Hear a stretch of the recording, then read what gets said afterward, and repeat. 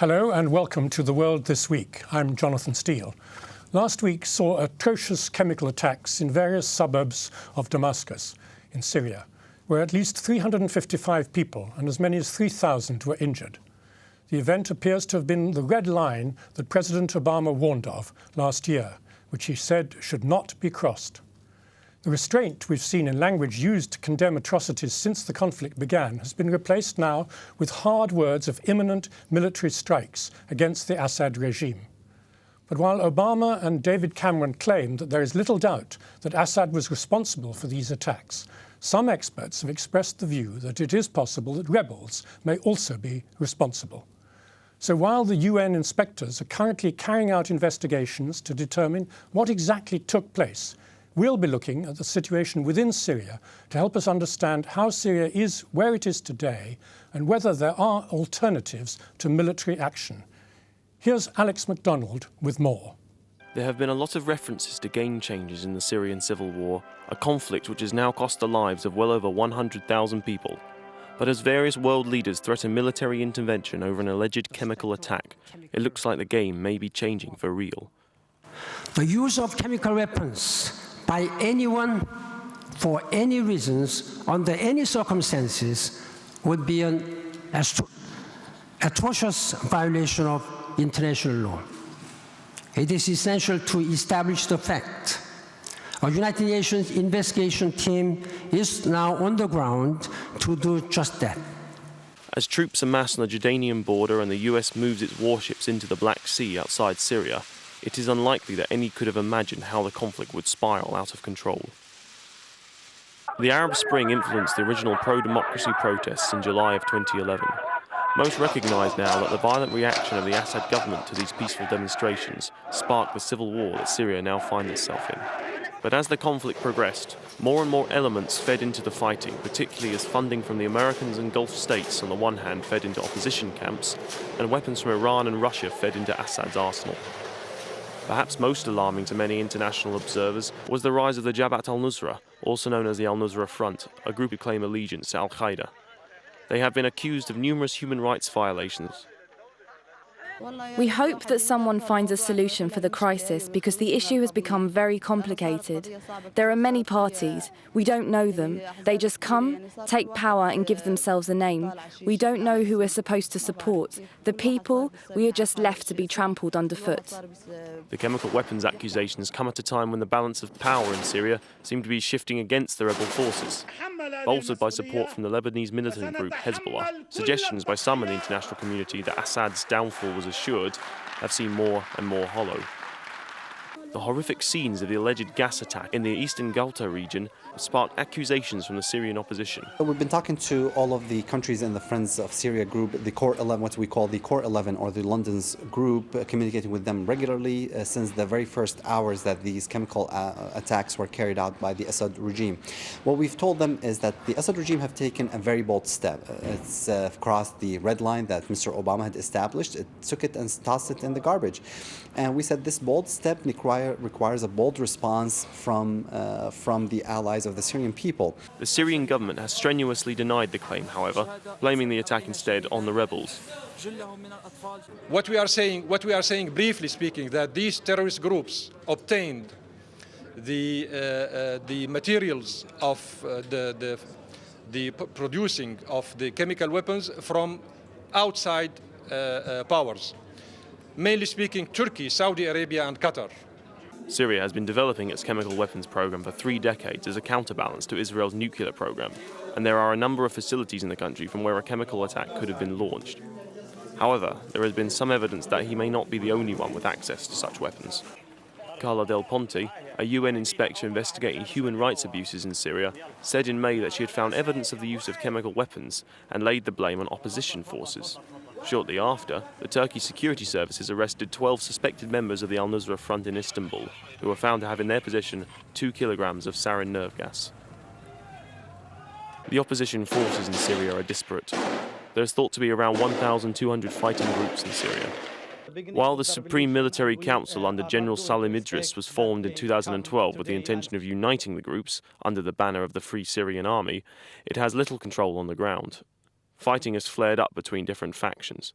Kamal Hamami, a member of the Supreme Military Council, was killed in July by the Islamic State of Iraq and the Levant, an Islamist group linked with the al-Nusra Front.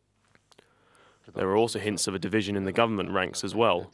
According to an unnamed UN official, the recent chemical weapons attack may have been carried out by Bashar Al Assad, the younger brother of Bashar and head of the Republican Guard, and may not have been sanctioned by the older Assad. The bloodshed has resulted so far in more than 1.5 million refugees fleeing Assad's barrage and hostile rebels. Many originally feared that the conflict in Syria would lead to a long-term civil war such as the one that took place in Lebanon from 1975 to 1990.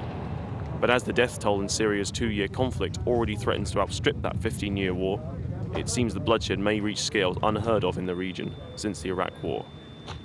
Alex MacDonald, Islam Channel. Well, with me in the studio to discuss the dynamics within Syria and possible alternatives to military action are Amar Waqqaf, from the an activist for Syria who supports broadly the President Assad government, Mohamed Najjar, who is a doctor and advisor to the main opposition group, the Syrian National Coalition, Vendrell, a former UN Assistant Secretary General, and Bill Bowring, Professor of Law at Birkbeck College here in London. Welcome to the programme. We're going to be talking about the legality and the morality of this possible attack on Syria in the second half of our programme. Let me begin first of all by talking about the dynamics within Syria. The British government has been giving support to the opposition for some time, non-military support, and it wants to arm them.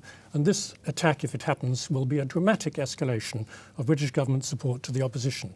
But as we've heard in the clip there, and we know already, there are many, many opposition groups. It's very fragmented. One of the refugees said there are all these armed men who come into our villages and go out again, and we don't know who they are.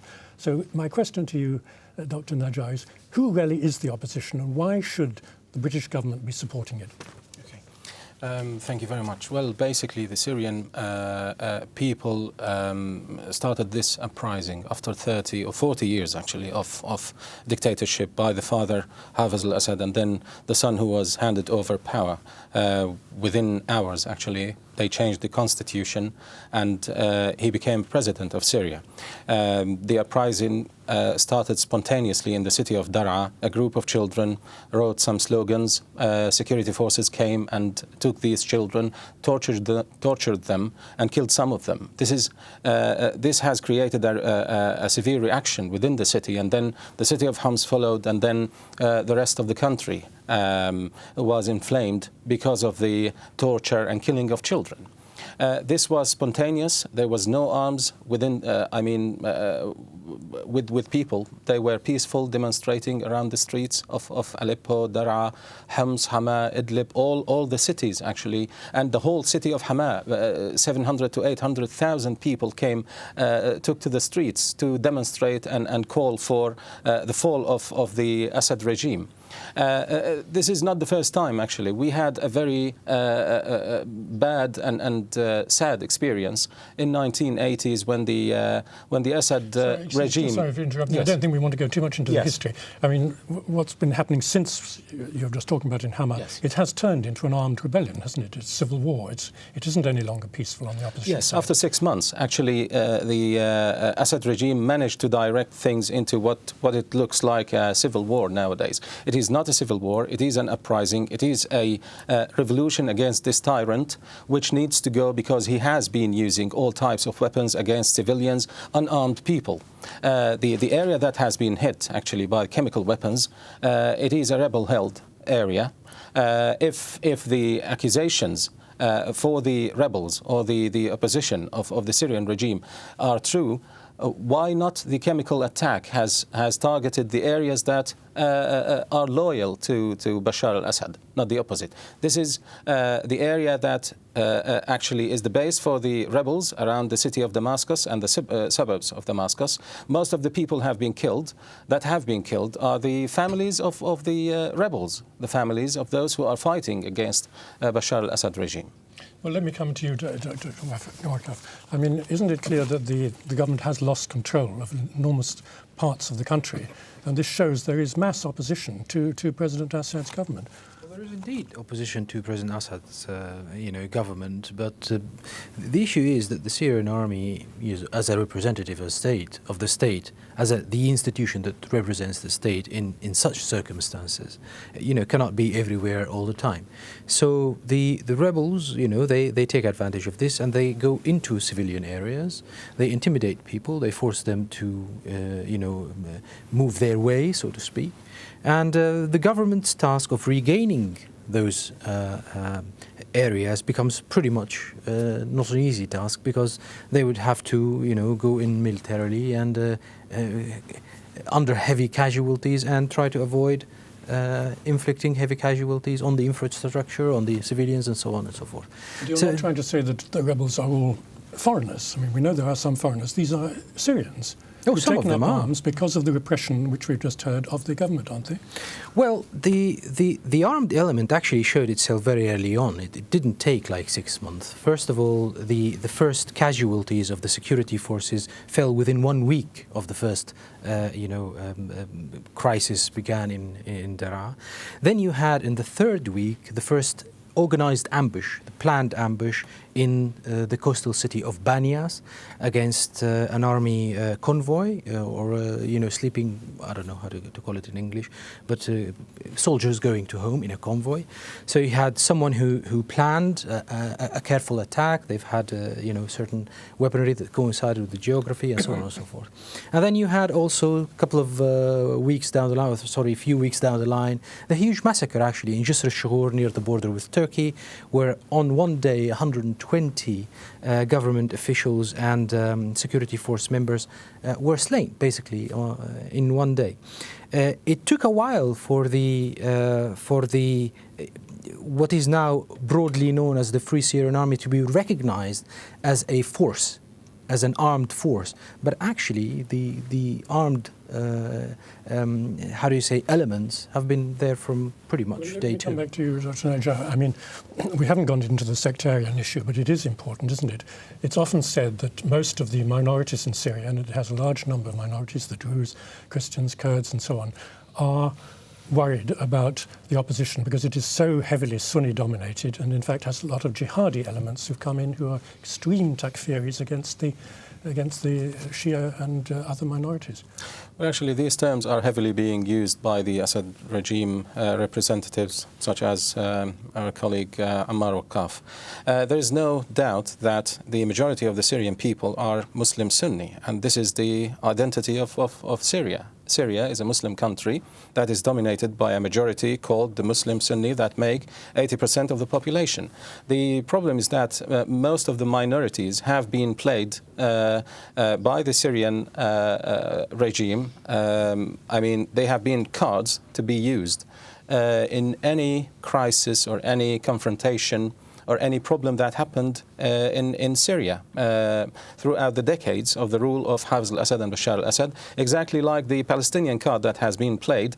And the allegation, this regime has been using the Palestinian card and always claimed to be the resistance castle in the region against Israel and imperialism or imperial powers. So this is expected from people defending Bashar al-Assad regime, and I wouldn't really argue with that because, like Ammar, he proudly says that I come from the same sect of Bashar al-Assad. He was telling me earlier that, yes, we have benefited from Bashar al-Assad. His father was a general in the army. So people like Mr. Waqqaf would defend Bashar al-Assad right to the end without any regret. First of all, my father was a political prisoner for 3 years. I do not represent the government of President Bashar al-Assad. What I actually bring to the public is the opinion of the people who stuck by their government. Now, minorities do form a segment of those people, definitely, because of threatening sounds that they heard from day one. And this goes back really to the Iraq war, where the Saudis felt at the time that Iraq, due to certain demographies, is going to fall into Iranian hands. And so they started to compensate in Syria by launching propaganda machines, specific satellite channels that really stir the hatred between certain sects in Syria. You also have a lot of Sunnis, actually, who support the government. And if you want to call all these people beneficiaries from the current government, then the current government actually has bestowed its benefits on quite a large number of people in Syria. Because if it wasn't for the large number of people who either stood by the government or hated the alternative much more, the government would have fallen, very easily. The issue is that when we specify matters as Alawi this and Sunni that, we're really missing a point. There are quite a few elements in the Syrian conflict. One of them is actually economical. One of them is class struggle. So you have the people of the rural areas going against the people of the cities. So, for example, Mr. Mohamed here is from rural Aleppo, who have been really not happy with the Aleppo people, the city, because they think they were, living happy days under the current government and so on and so forth. You also have, obviously, the sectarian issue, which is part of the regional sectarian tension between Saudi Arabia and Iran, and everyone is trying to actually impose it on the Syrian scenario and plateau. But actually what is happening is that there are some people, again, for either subjective reasons or objective reasons, support the government, and there are people who stand de facto by the government because they hate the alternative, which they believe to be more extreme than their like, and so on. Let's talk about the issue of whether there can be any compromise, any consensus, any negotiated solution. Francis Vendrell, you've got enormous experience as a UN diplomat and negotiator with some of the most difficult regimes in the world, like the Taliban and so on. Do you see any chance now of finding a compromise, an alternative to military action that would bring this terrible war to an end? At this very moment, I would say no. And I think the main problem is not so much whether the opposition is weaker than the government or vice versa. The main problem is, from what I read, is that the opposition is so splintered, and it would be very difficult, even if let's call it the more moderate elements of the Syrian opposition were to agree to sit in Geneva with the government, then it would be difficult to see whether they could implement whatever they undertook to do. So I think it's going to be very difficult, but that doesn't mean that the alternative is the military alternative, because clearly there is no military solution to this conflict. It's gone too far, too deep. It's affected too many people for things to go back to the status quo that prevailed before. And Bill Bowring, what's your view? Do you see any chance of a political solution to this? Well, I can't pretend to the expertise of the gentleman sitting opposite me. And what I do is to look at the region as a whole. And I think one of the issues is how badly minorities have suffered in Iraq, actually. So, of course, one says everything about the Saddam Hussein regime that one knows about. However, it is a fact that minorities under that regime didn't do too badly, as they have not done too badly under Assad, as a matter of fact. And it's been a disaster for the minorities since the Second Gulf War. And that is getting worse. And not only does one see the situation in Baghdad and other parts of Iraq deteriorating by the day, but many of the minority members have fled. And I think people in Syria look at what happened there with horror, of course, and I think that's a large part of the reason why Assad didn't fall right at the beginning, and why one has such an entrenched position there now.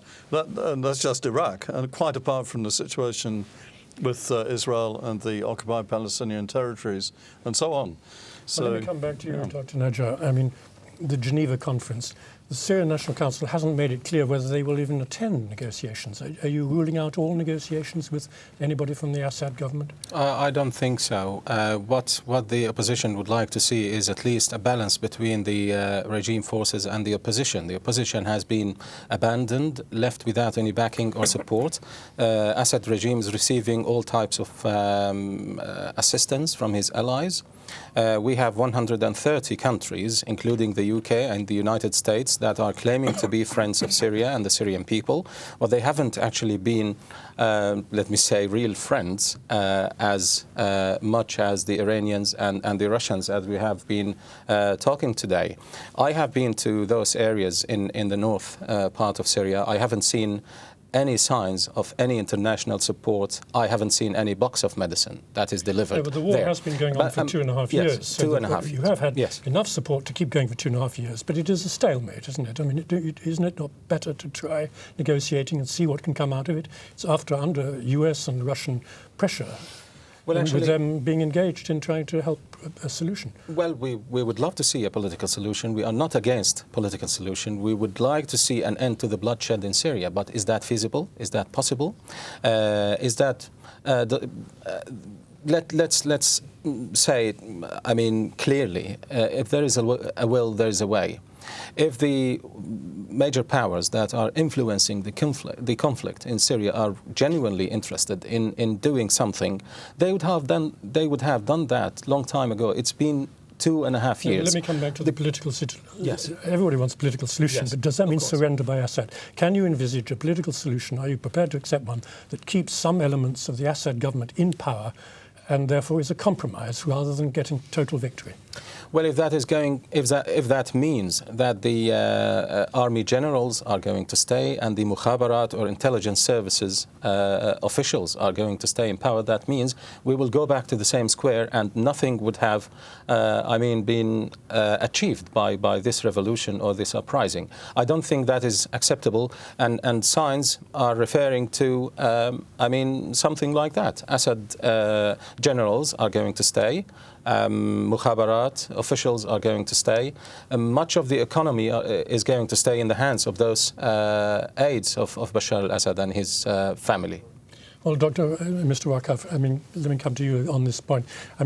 Is the government of President Assad, in your view, willing to negotiate seriously, coming to Geneva and actually make some compromises to produce a more pluralistic setup in Syria instead of what has been rather a one-party dictatorship? Well, I think they've already stated that they are more than willing to go to Geneva, but I think the mentality with the Syrian government, I believe, is that what they want to have is some sort of a negotiated solution where we have the opportunity for the people to say what they want. So, if I remember well, the President Assad's project of reform that he launched back in January this year, he said, well, we're going to have some sort of a committee of people who would bring up this solution. This sort of solution would be put to referendum for the people to accept it. Afterwards, there would be some new parties and some free elections, and everyone can actually bring themselves and their political powers into the mix. What the opposition, I think, would want to see is that they don't want to see President Assad or any of his affiliates. They want to get rid of them before any election, lest they actually prove to be a little bit more popular than to their liking, So I don't know how this is going to be solved. You'll have to come back to that in the second half, although because our time has gone out. In the second half, we're going to be concentrating on the whole issue that's being debated in Parliament today, in the British Parliament, whether the military action is legal, legitimate, moral, and likely to be effective. So please stay with us, and we'll come back shortly.